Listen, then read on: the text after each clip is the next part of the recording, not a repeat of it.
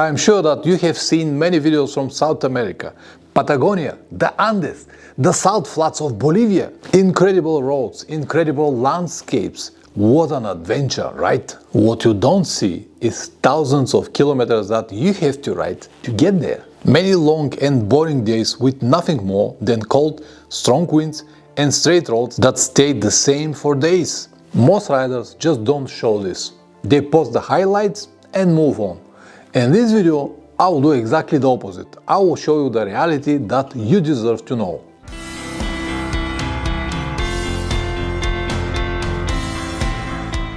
Welcome back. In this video, I will use South America as a main example because it is still fresh in my mind, but it is more or less the same with any destination that you can pick. Number 1. The invisible trap. Almost every travel video shows the same thing. The best moment, the best light, the best roads. That's not a real trip, that's a selection. What you see online is not what real travel is. These type of videos are misleading and they might be even dangerous. Let me explain to you why. By seeing only part of the picture, you won't be able to prepare yourself for the reality that will come. And this might lead to some serious consequences. I'm not saying this to discredit other people's videos. No, absolutely not. I'm saying this to inform you, to be able to make more careful decisions next time when you plan your trip. Don't base them on someone else's highlight reel. For example, if you ask a truck driver about the road ahead, he might say, oh, it is perfectly fine with a motorcycle, will be easy. But his wheels are taller than your motorcycle and his probably has an air suspension. With you, it's gonna be different. But if you ask a bicyclist about the road ahead, he might say, oh, terrible, a lot of sand and hill climbing. And when you finally get there, you realize that the sand was only half centimeter and the hill climbing was only 3%. But when you're pedaling, it's a different story. Always make your own research and plan your trip only based on your riding skills, your time and your budget. Don't trust others, especially online, because people never see and show everything. The other day, I was talking with a friend who was planning to go to Magadan. His idea was to start from Europe, cross the whole Europe, go to Turkey, Central Asia, then Mongolia, and from there continue to Magadan and go back to Romania. A long journey, amazing journey, the trip of life, he said, and I completely agree about that. He also said that he watched all of my Magadan series and he was inspired and wanted to go and visit this part of the world. So far, so good. But when I asked him how much time you predict for this trip, he said 2 months. What he missed was the whole picture and simple calculation. Let me do it in front of you. My Magadan trip was 3 months, 39,000 kilometers. So if I divide 39,000 kilometers by 90 days, it makes 433 kilometers every single day. His trip is going to be at least 45,000 kilometers. Let's say 45,000 kilometers. If I divide it to 60 days, it makes 750 kilometers every single day. With a very few highways, not highways at all in Central Asia, in Mongolia as well, and the same in Russia. 750 kilometers every single day. What about if you get sick, or if you want to have a day off, or if the weather is bad, or if you have a technical problem? Then all of this will rise and the mileage won't be 750 every single day. So is it possible at all to make this 750 kilometers per day? Probably for some people, for maybe a week or two, but for 2 months, it will definitely not be a pleasure.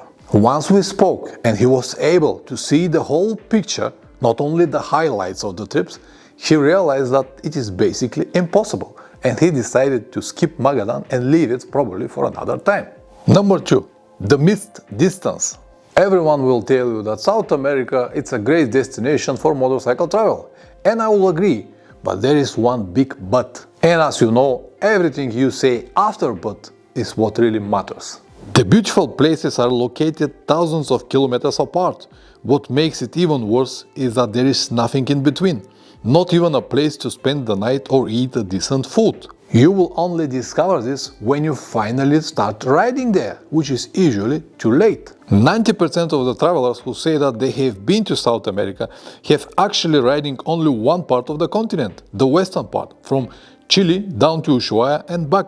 Very few include Peru, Bolivia, Ecuador and Colombia. Also, you have probably heard that South America is one of the most popular motorcycle travel destinations, but the only motorcycles that I have seen there were organized tours from Chile to Ushuaia with support vehicles and guides. Maybe a few more other travelers, but not that many as you're probably guessing. And even these organized tours still need to face thousands of kilometers with nothing and very strong winds. So the reality is always different. And as I told you, only a few of them will decide to go to Peru, Bolivia, Ecuador or Colombia. About Venezuela and Brazil, forget about it. In my opinion, Venezuela and Brazil, this was one of the most interesting parts of my trip, but this is my opinion and I might be wrong. So yes, South America, it's a great destination, but it's completely different from what you see online, and the long distances are one very small part of it. Number 3.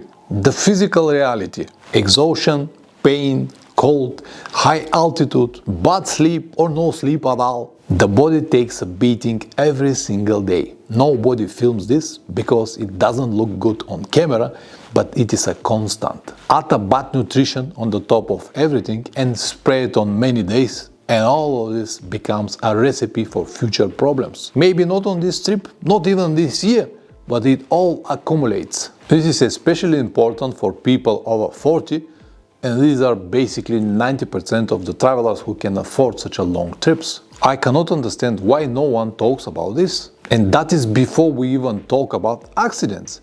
I went over the handlebars in Bolivia and bent very badly my shoulder, and I had 2 days very serious pain, and even today, more than a year later, I still have some discomfort. These things are serious and you have to keep them in mind. In the end, we're humans, not robots. Number 4. The mental reality.